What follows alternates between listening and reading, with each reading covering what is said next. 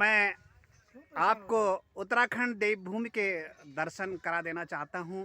और अभी हम ग्राम देल के ये जो जंगली एरिया है रलखेतु में बैठे हुए हैं।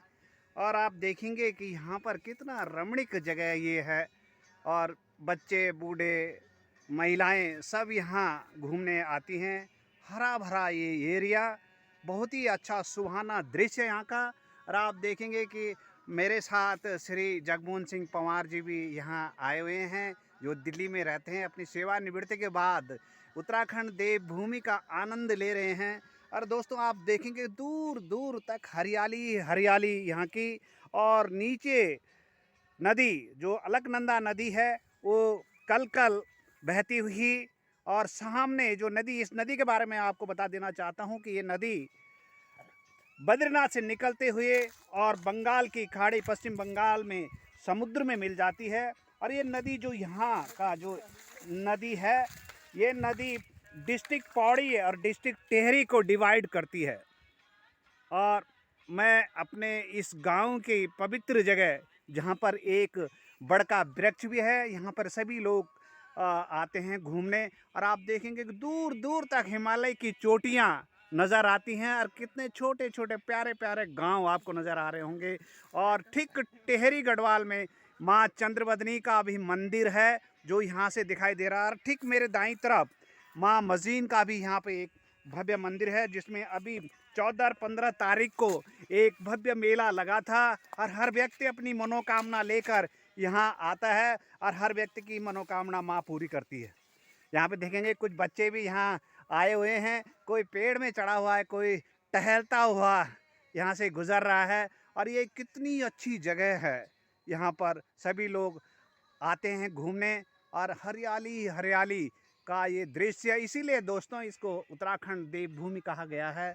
और यहाँ के लोग बहुत ही ईमानदार, मेहनती होते हैं। अभी कई किलोमीटर यहाँ पैदल चलना पड़ता है, मगर यहाँ के लोगों का स्वास्थ्य देखें तो कोई बीमारी का नाम नहीं।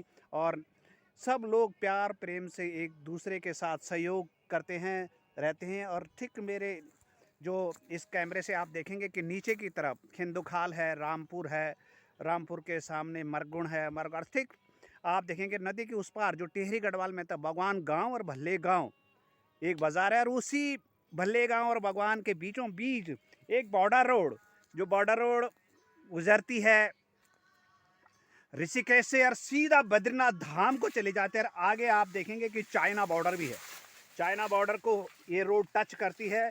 और आप ज़रूर आइए, अवश्य आइए। और यहाँ का जो दृश्य है आप देखें तो आप देखते ही रह जाएंगे। इसीलिए इसे देवभूमि कहा जाता है। यहाँ हर चीज़ के आपको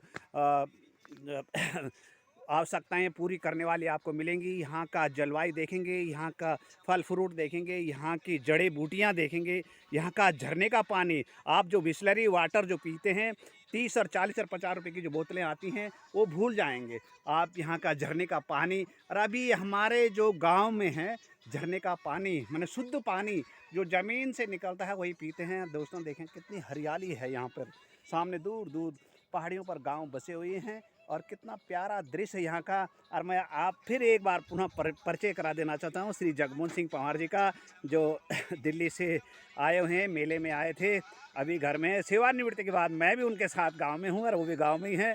दोस्तों आप भी आइए और यहाँ का आनंद लें।